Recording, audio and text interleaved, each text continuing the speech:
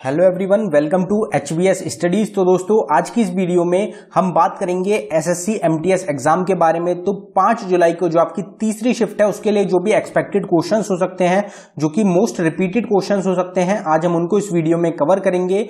ये सभी exam based questions होंगे जो आपके प्रीवियस ईयर एग्जाम्स हो चुके हैं, उन पे बेस्ड क्वेश्चंस आपको ये प्रोवाइड कराए जा रहे हैं। अगर आपको वीडियो पसंद आए, वीडियो को लाइक करें, शेयर करें, चैनल को सब्सक्राइब कर लें। हर एक क्वेश्चन बिल्कुल डिटेल में आपको कवर कराया जाएगा। तो ये वीडियो आपकी आने वाली शिफ्ट जो रहेंगी उनके लिए भी काफी ज्यादा इंपॉर्टेंट हो जाती है। तो चलिए वीडियो को स्टार्ट करते हैं, देखते हैं पहला क्वेश्चन क्या है। तो हमारा पहला क्वेश्चन है, on which river is the peacock island located. तो पिकॉक आइलैंड कौन सी रिवर पे लोकेटेड है? तो आपका आंसर हो जाएगा ब्रह्मपुत्र रिवर। ब्रह्मपुत्र जो रिवर रहेगी यहां पे आपका लोकेटेड रहेगा पिकॉक आइलैंड। तो आपको जो नदी है उसका नाम ध्यान रखना है। ब्रह्मपुत्र रिवर की अगर बात करी जाए तो ये अरुणाचल प्रदेश से एंटर करती है इंडिया के अंदर। अब यहाँ पे आपसे जो आइलैंड है उससे रिलेटेड क्वेश्चन पूछा गया है। आइलैंड से रिलेटेड क्वेश्चंस ये भी पूछे जाते हैं आपको कि आपको आइलैंड का नाम दिया जाता है और पूछते हैं कि ये कौन सी स्टेट में लोकेटेड है। तो कुछ इंपॉर्टेंट आइलैंड्स को हम देख लेते हैं। तो आइलैंड्स की अगर बात करी जाए तो Smith island, Bennett island, Ross island और नील आइलैंड, ये आपके चारों आइलैंड कहां पे लोकेटेड है? मोस्ट इंपॉर्टेंट रहेंगे, ये आपके अंडमान निकोबार आइलैंड पे लोकेटेड है। आपको नाम जरूर ध्यान रखने हैं। भवानी आइलैंड और विनदू आइलैंड, ये दोनों आपके आंध्र प्रदेश में लोकेटेड है। दिब्रू सिखोवा आइलैंड, जिसको कि आप दिब्रू सिखोवा के नाम से ध्यान रख सकते हैं कि दिब्रू सिखोवा नेशनल पार्क कहां पे है आपका? आसाम में। तो दिब्रू सिखोवा आइलैंड और मजूली आइलैंड, मजूली आइलैंड जो है सबसे बड़ा आइलैंड रहेगा और ये आपका लोकेटेड है आसाम में। फिर आपकी बात आती है बेट द्वारका की, कुछ आइलैंड की और पिरम आइलैंड की। ये तीनों आपके कहां पे हैं? गुजरात स्टेट में। चार चिनार, जिसको कि रोपा लैंक भी बोला जाता है, जैनुल लैंक, ये दोनों आपके लोकेटेड हैं जम्मू कश्मीर में। फिर सेंट मैरी आइलैंड अगर आपसे पूछा जाए या फिर आपसे बसवराज दुर्ग आइलैंड पूछा जाए तो ये दोनों लोकेटेड है आपके कर्नाटका स्टेट में। बुनरो आइलैंड और धर्मदम आइलैंड और सथर आइलैंड, ये तीनों आपके आइलैंड रहेंगे केरला में। सथर आइलैंड काफी ज्यादा एग्जाम में पूछा जाता है। फिर अब्दुल कलाम आइलैंड रहेगा, जिसका पुराना नाम रहेगा, इसको व्हीलर आइलैंड के नाम से भी जाना जाता है। मोस्ट इंपॉर्टेंट क्वेश्चन है। फिर पेरुकुड आइलैंड, ये दोनों आपके लोकेटेड है उड़ीसा में। हरे आइलैंड या फिर मुयल थीवू, ये अगर आपसे ये पूछा जाए, या फिर आपसे पम्बन आइलैंड काफी ज्यादा पूछा जाता है, तो ये आपके दोनों लोकेटेड है तमिलनाडु में। बकेली आइलैंड, घोरामरा आइलैंड और नामखना आइलैंड, ये तीनों आपके लोकेटेड हैं वेस्ट बंगाल स्टेट में। तो ये कुछ इंपॉर्टेंट आइलैंड्स हैं आपके इंडिया के। In which state is India's least densely populated district Dibang Valley located as per census 2011। तो सेंसस 2011 के मुताबिक जो लीस्ट डेंसली पॉपुलेटेड डिस्ट्रिक्ट है आपकी, जिसका नाम रहेगा दिबांग वैली, ये इंडिया की लीस्ट डेंसली पॉपुलेटेड डिस्ट्रिक्ट है। ये आपको पता होना चाहिए। अब ये जो आपकी डिस्ट्रिक्ट है ये कौन सी स्टेट में आती है? तो आपका आंसर हो जाएगा अरुणाचल प्रदेश। अरुणाचल प्रदेश की आपकी ये एक डिस्ट्रिक्ट हो जाएगी जो कि लीस्ट डेंसली पॉपुलेटेड है सेंसस 2011 के मुताबिक। अब यहां पे आपकी बात हुई है सेंसस 2011 की, तो उसके मुताबिक कुछ इंपॉर्टेंट क्वेश्चंस को कवर करते हैं सेंसस 2011 से। अगर आपसे मोटो पूछ लिया जाए कि सेंसस 2011 का मोटो क्या है, सेंसस से काफी ज्यादा क्वेश्चंस बनते हैं इसलिए इंपॉर्टेंट टॉपिक है। तो इसका मोटो है आर सेंसस आर फ्यूचर। अगर आपसे हाईएस्ट या फिर लोएस्ट पॉपुलस यूनियन टेरिटरी पूछी जाए तो हाईएस्ट पॉपुलस यूनियन टेरिटरी आपकी दिल्ली और लोएस्ट पॉपुलस यूनियन टेरिटरी आपकी Lakshadweep. Highest lowest populous state अगर आपसे पूछी जाए तो आपकी हाईएस्ट सबसे ज्यादा पॉपुलेशन कौन सी स्टेट की है? उत्तर प्रदेश की। और सबसे कम पॉपुलेशन है सिक्किम स्टेट की। अगर आपसे हाईएस्ट अर्बन पॉपुलेशन पूछी जाए, जो पढ़ी लिखी जो हाईएस्ट अर्बन पॉपुलेशन है वो कौन सी स्टेट की है? तो वो है महाराष्ट्र की। अगर लोएस्ट अर्बन पॉपुलेशन पूछी जाए तो कौन सी हो जाएगी? उत्तर प्रदेश। अगर आपसे एवरेज सेक्स रेशियो पूछा जाए इंडिया का तो वो है 943 फीमेल्स रहेंगी आपकी 1000 मैन पे। अगर आपसे पूछा जाए कि हाईएस्ट और लोएस्ट सेक्स रेशियो स्टेट में कौन सा है, तो अगर हाईएस्ट सेक्स रेशियो की बात करी जाए तो केरला स्टेट रहेगी, जिसमें 1084 फीमेल है 1000 मेल पे। अगर हरियाणा की बात करी जाए तो लोएस्ट सेक्स रेशियो है इसका 879। अगर यूनियन टेरिटरी में बात करी जाए तो पुडुचेरी की हाईएस्ट सेक्स रेशियो है 1037 और दमन दीव की लोएस्ट रहेगी 618। टोटल पर्सन लिटरेसी रेट, अगर आपसे एवरेज लिटरेसी रेट पूछा जाए इंडिया का क्या है तो आपका आंसर हो जाएगा 74%, जो कि एग्जाम्स में काफी ज्यादा पूछा जाता है। अगर मेल्स का पूछा जाए एवरेज लिटरेसी रेट तो आपका आंसर हो जाएगा 82.14। अगर फीमेल्स में पूछ लिया जाए तो आपका आंसर हो जाएगा 65.46। अगर आपसे स्टेट का पूछ लिया जाए कि हाईएस्ट लिटरेसी रेट वाली स्टेट कौन सी है तो आपका आंसर हो जाएगा केरला 94%। इसका जो परसेंटेज है वो भी आपसे एग्जाम में बनता है। अगर आपसे लोएस्ट लिटरेसी रेट वाली स्टेट पूछी जाए कौन सी है तो आपका आंसर हो जाएगा बिहार 61.8%। तो ये आपको ध्यान रखना है, इंपॉर्टेंट है, एग्जाम्स में जरूर देखा जाता है। In which of the following cities is the headquarter of All India Chess Federation situated, तो ऑल इंडिया चेस फेडरेशन का जो हेडक्वार्टर है वो कौन सी सिटी में लोकेटेड है तो आपका आंसर हो जाएगा चेन्नई। तो चेन्नई जो कि कैपिटल है तमिलनाडु की, वहां पे आपका हेडक्वार्टर लोकेटेड है ऑल इंडिया चेस फेडरेशन का। अब यहां पे आपकी बात हुई है एक तरीके से हमारी नेशनल ऑर्गेनाइजेशन की बात यहां पे की जा रही है। तो अगर इसकी बात करी जाए तो हम अपनी जो इंटरनेशनल और हमारी जो नेशनल ऑर्गेनाइजेशन है उनका हेडक्वार्टर देख लेते हैं। तो national bank for agriculture and rural development, जिसको कि नाबार्ड भी बोला जाता है, इसका हेडक्वार्टर कहां पे है? मुंबई में। इससे पहले हम एक वीडियो कवर कर चुके हैं जिसमें हमने हेडक्वार्टर्स को कवर किया था, तो आप उसमें भी देख सकते हैं। नीति आयोग की अगर बात करी जाए तो न्यू दिल्ली में हेडक्वार्टर है। Insurance regulatory and development authority, जिसको कि IRDAI भी बोला जाता है, इसका हेडक्वार्टर है हैदराबाद में। Telecom regulatory authority of India, जिसको ट्रे बोला जाता है, इसका हेडक्वार्टर है न्यू दिल्ली में।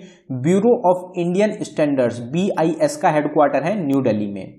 फिर आता है board of control for cricket in India, जिसका हेडक्वार्टर है जिसको BCCI बोला जाता है, इसका हेडक्वार्टर है मुंबई में। इंडिया में BCCI रेगुलेट करता है क्रिकेट को, और internationally ICC international cricket council, जिसका हेडक्वार्टर है दुबई में। Food safety and standard authority of India FSSAI, जिसका हेडक्वार्टर है न्यू दिल्ली में। National association of software and services companies, जिसको कि NASSCOM भी बोला जाता है, इसका हेडक्वार्टर है नोएडा में, उत्तर प्रदेश में। हिंदुस्तान पेट्रोलियम कॉर्पोरेशन लिमिटेड, इसका हेडक्वार्टर रहेगा मुंबई में। फिर अगर industrial finance corporation of India IFFI की अगर आपसे बात पूछी जाए तो न्यू दिल्ली में इसका हेडक्वार्टर है। Oil and natural gas corporation का हेडक्वार्टर है आपका न्यू दिल्ली में लोकेटेड, ये आपको ध्यान रखना है। अगला क्वेश्चन देखते हैं हमारा, in which of the following year was the Diwani of Bengal transferred to the East India Company, तो दीवानी ऑफ बंगाल होता था पहले, उसको ट्रांसफर कर दिया गया था ईस्ट इंडिया कंपनी में, उसको मिला दिया गया था, तो वो कौन से साल में हुआ तो आपका आंसर हो जाएगा 1765 में दीवान ऑफ बंगाल को ट्रांसफर कर दिया गया था ईस्ट इंडिया कंपनी में, ये आपको ध्यान रखना है। ये आपसे क्वेश्चन पूछा जा चुका है, पहले आपकी जो अप्रैल में एग्जाम हुआ था उसमें ये क्वेश्चन बना था। अगले क्वेश्चन पे बढ़ने से पहले हम आपको बताना चाहते हैं स्टैटिक जीके की एक टॉपिक वाइज ई बुक हमारे द्वारा लॉन्च करी गई है, जो कि सिर्फ आपको 69 रुपीज में प्रोवाइड कराई जा रही है। इंपॉर्टेंट क्यों रहेगी? क्योंकि इसमें ये टॉपिक्स आपको कवर कराए गए हैं जो कि मोस्ट इंपॉर्टेंट है आपके आने वाले एग्जाम्स के लिए। ये ऐसे टॉपिक्स हैं जिनसे 1 से 2 क्वेश्चन आपको हर टॉपिक से मिल जाते हैं एग्जाम्स में, मोस्ट फेवरेबल टॉपिक्स हैं आपके। अगर आप इंटरेस्टेड हो तो लिंक आपको डिस्क्रिप्शन में मिल जाएगा, आप डिस्क्रिप्शन में जाके इसको बाय कर सकते हैं। अगर डाउनलोडिंग में कुछ इशू आता है तो ये हमारी जीमेल आईडी है, आप इस पर डायरेक्टली मेल कर सकते हैं। Alaknanda river originates from dash and Bhagirathi Kharak glacier, तो अलकनंदा रिवर जो है ये ओरिजिनेट होती है, एक तो आपकी भागीरथी खरद ग्लेशियर से ओरिजिनेट होती है, दूसरी जगह कौन सी है जहां से ये ओरिजिनेट होती है तो आपका आंसर हो जाएगा सतोपंत और भागीरथी खरक ग्लेशियर, ये 2 जगह रहेंगी जहां से आपकी अलकनंदा जो रिवर है ये ओरिजिनेट होती है। अब यहां पे आपसे रिवर से ओरिजिनेशन से रिलेटेड क्वेश्चन पूछा गया है, तो कुछ इंपॉर्टेंट जो इंडिया की रिवर्स हैं उनके ओरिजिनेशन के पॉइंट हम देख लेते हैं। जैसे कि अगर रिवर्स की बात करी जाए तो सबसे पहले गंगा की बात करते हैं। गंगा जो रिवर है उसका ओरिजिन होता है गंगोत्री ग्लेशियर से उत्तराखंड में।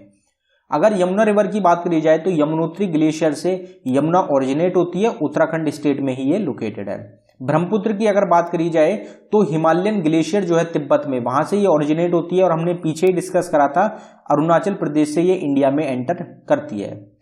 अगर चंबल रिवर की बात करी जाए तो ये मध्य प्रदेश से ओरिजिनेट होती है, एक ट्रिब्यूटरी रिवर रहेगी आपकी यमुना की। अगर सन रिवर की बात करी जाए तो अमरकंटक जो जगह है मध्य प्रदेश में, वहां से ये ओरिजिनेट होती है और ये एक ट्रिब्यूटरी रिवर है आपकी गंगा रिवर की।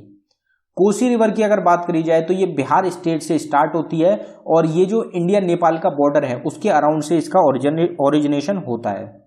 अगर बेटवा रिवर की बात करी जाए तो विंध्य रीजन जो है मध्य प्रदेश में, वहां से ये ओरिजिनेट होती है और ये एक ट्रिब्यूटरी है यमुना रिवर की। ये सभी क्वेश्चन काफी ज्यादा इंपॉर्टेंट क्वेश्चन है। अगर गोमती रिवर की बात करी जाए तो गोमत तल रहेगा आपका उत्तर प्रदेश में, वहां से ये ओरिजिनेट होती है और ये एक ट्रिब्यूटरी है आपकी गंगा रिवर की। अगर आपसे घाघरा रिवर की बात पूछी जाए तो हिमालयन ग्लेशियर जो है तिब्बत में, वहां से ये ओरिजिनेट होती है और ये भी एक ट्रिब्यूटरी रहेगी आपकी गंगा रिवर की। हुगली रिवर, जिसको कि हुगली के नाम से ऐसे भी जाना जाता है, तो ये भी आपकी एक ट्रिब्यूटरी है गंगा रिवर की और ये वेस्ट बंगाल के अराउंड, वेस्ट बंगाल का कुछ एरिया रहेगा वहां से ये ओरिजिनेट होती है। अगर आपसे महानंदा रिवर की बात करी जाए तो पगलौझोरा फॉल जो है, जो कि है दार्जिलिंग में, वेस्ट बंगाल में, वहां से ये ओरिजिनेट होती है। भागीरथी रिवर जो है आपकी गौमुख जो जगह है उत्तराखंड में, वहां से ओरिजिनेट होती है। अगर झेलम की बात करी जाए तो ये पंजाब स्टेट में ओरिजिनेट होती है और ये एक ट्रिब्यूटरी है आपकी चिनाब रिवर की। How many bones are there in the human hand, तो हमारा जो हाथ होता है, जो ह्यूमन हैंड होता है, उसमें कितनी हड्डियां होती हैं, ये क्वेश्चन आपसे पूछा जा रहा है। तो आपका आंसर हो जाएगा 27 हड्डियां होती हैं ह्यूमन हैंड में। अगर आपसे स्कल का पूछा जाए कि स्कल जो होता है, जो हमारी खोपड़ी होती है, उसमें कितनी हड्डियां प्रेजेंट होती हैं, तो उसमें 22 बोन्स होती हैं। ये दोनों एग्जाम्स के लिए इंपॉर्टेंट क्वेश्चन है। अगर आपसे ईयर का पूछा जाए तो ईयर में हमारे 3 हड्डियां होती हैं, एक कान में 3 हड्डियां होती हैं, दोनों कान में 6 हड्डियां होती हैं। और अगर आपसे लार्जेस्ट बोन पूछ ली जाए हमारी तो फीमर हो जाएगी, अगर स्मॉलेस्ट पूछी जाए तो स्टेप्स हो जाएगी। फीमर हमारी थाई बोन होती है और स्टेप्स जो होती है हमारी ईयर बोन होती है। अगला क्वेश्चन देखते हैं, Hoysaleswara temple is located in which of the following state, तो होयसलेश्वर टेम्पल जो है ये आपका कौन सी स्टेट में लोकेटेड है, तो आपका आंसर हो जाएगा कर्नाटका। कर्नाटका स्टेट में लोकेटेड है आपका होयसलेश्वर टेम्पल। यहाँ पे टेम्पल्स की बात करी गई है तो इंपॉर्टेंट जो टेम्पल्स हैं इंडिया के, कुछ इंपॉर्टेंट टेम्पल्स की बात देख लेते हैं एक बार। तो बद्रीनाथ टेम्पल जो है आपका, ये आपका लोकेटेड है चमोली डिस्ट्रिक्ट उत्तराखंड में। बृहदेश्वर टेम्पल आपका तंजावुर डिस्ट्रिक्ट तमिलनाडु में लोकेटेड है। सोमनाथ टेम्पल है आपका सोमनाथ गुजरात स्टेट में। फिर सांची स्तूपा की अगर बात करी जाए तो सांची मध्य प्रदेश में ये लोकेटेड है। रामनाथ स्वामी टेम्पल की अगर बात करी जाए तो रामेश्वरम तमिलनाडु में ये लोकेटेड है। जगन्नाथ टेम्पल आपका कहाँ पे है, पुरी उड़ीसा में। मीनाक्षी अमन टेम्पल या मीनाक्षी टेम्पल अगर आपसे पूछा जाए तो मदुरई तमिलनाडु में ये लोकेटेड है। लिंगराज टेम्पल की अगर बात करी जाए तो भुवनेश्वर उड़ीसा में ये लोकेटेड है। भुवनेश्वर को टेम्पल सिटी ऑफ इंडिया भी बोला जाता है। खजुराहो टेम्पल की अगर बात करी जाए तो खजुराहो जगह है मध्य प्रदेश में, वहां पे ये लोकेटेड है। विरूपाक्षा टेम्पल आपका हम्पी कर्नाटका स्टेट में लोकेटेड रहेगा। तो सब आपको ध्यान रखने हैं। विच of the following is responsible for producing green light in fireworks, तो जो हरी आप देखते हैं कोई फायर वर्क होता है तो उसमें एक हरी लाइट दिखती है आपको, रेड दिखती है, तो वो जो ग्रीन लाइट होती है उसमें वो किस कारण की वजह से होती है, उसके लिए क्या रेस्पॉन्सिबल होता है, तो आपका आंसर हो जाएगा बेरियम। तो बेरियम जो होता है ये रेस्पॉन्सिबल होता है ग्रीन लाइट को प्रोड्यूस करने में फायर वर्क में। फायर वर्क में जो आपको ग्रीन लाइट दिखती है वो बेरियम की प्रेजेंस की वजह से दिखती है। What is the another name for the disorder called parasomnia, parasomnia जो एक डिसऑर्डर होता है इसका दूसरा नाम क्या होता है, तो आपका आंसर हो जाएगा स्लीप वॉकिंग। स्लीप वॉकिंग को पैरासोमनिया के नाम से भी जाना जाता है, यह आपको ध्यान रखना है। In which of the following year was the council of state, council of state को क्या बोला जाता है, तो राज्यसभा। काउंसिल ऑफ स्टेट को हम राज्यसभा भी बोलते हैं। फर्स्ट कंस्टिट्यूटेड, तो राज्यसभा जो है ये आपका कब स्टैब्लिश हुआ था, आपसे इस तरीके से क्वेश्चन ये पूछा जा रहा है, तो आपका आंसर हो जाएगा 1952 में पावर में आया था आपका राज्यसभा। काउंसिल ऑफ स्टेट आपका कॉन्स्टिट्यूट हुआ था 1952 में। Where is the Kudremukh iron ore mine located, तो कुद्रमुख नेशनल पार्क से आप ध्यान रख सकते हैं कुद्रमुख आयरन ओर माइन ये आपकी कहां पे लोकेटेड है, कौन सी स्टेट में है, तो आपका आंसर हो जाएगा कर्नाटका। कर्नाटका स्टेट में आपका लोकेटेड है Kudremukh iron ore mine. Which of the following channels or strait is located between the great Nicobar island and Indonesia Sumatra island, तो ग्रेट निकोबार आइलैंड और इंडोनेशिया का जो सुमत्रा आइलैंड है, ये दोनों कौन से आपके चैनल रहेंगे जिनसे सेपरेट होते हैं? तो आपका आंसर हो जाएगा ग्रैंड चैनल। ग्रैंड चैनल जो रहेगा ये आपका सेपरेट करता है ग्रेट निकोबार आइलैंड को और इंडोनेशिया के सुमत्रा आइलैंड को। ये आपको ध्यान रखना है। इंडिया और श्रीलंका को पाल्क स्ट्रीट जो है ये डिवाइड करती है। अब आपसे एक क्वेश्चन पूछा जाता है कि मालदीव्स और इंडिया को जो चैनल सेपरेट करता है वो आपसे काफी ज्यादा पूछा जाता है और हम काफी बार अपने चैनल पे उसको ऑलरेडी कवर कर चुके हैं। तो अगर आपको पता है कि इंडिया को जो मालदीव से सेपरेट करता है चैनल वो कौन सा रहेगा, तो आपको जरूर कमेंट बॉक्स में वो क्वेश्चन का आंसर टाइप करके बताना है। अगला क्वेश्चन देखते हैं। Tiny pores present on the surface of leaves are known as.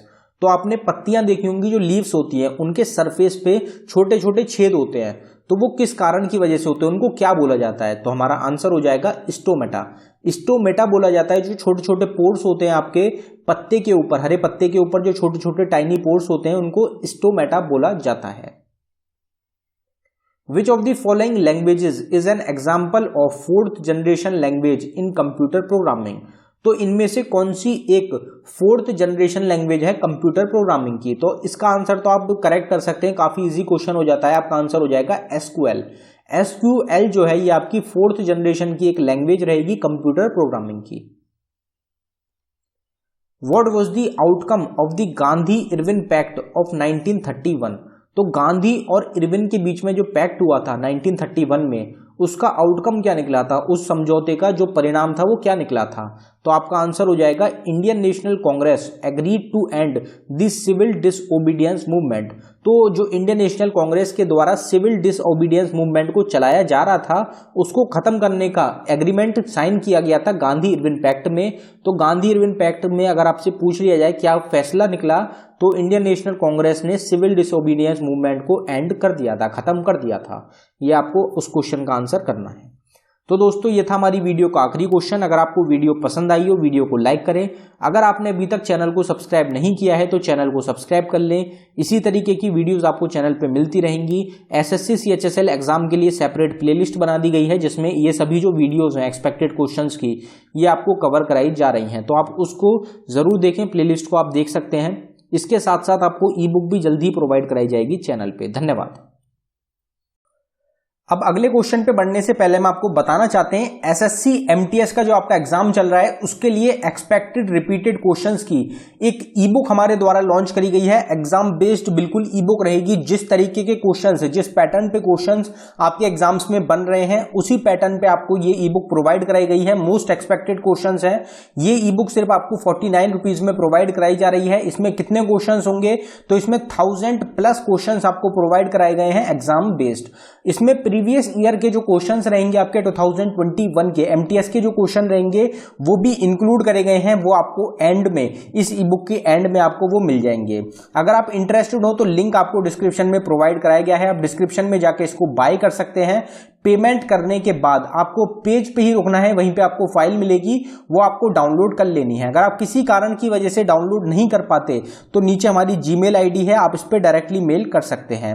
अगला क्वेश्चन देखते हैं हमारा।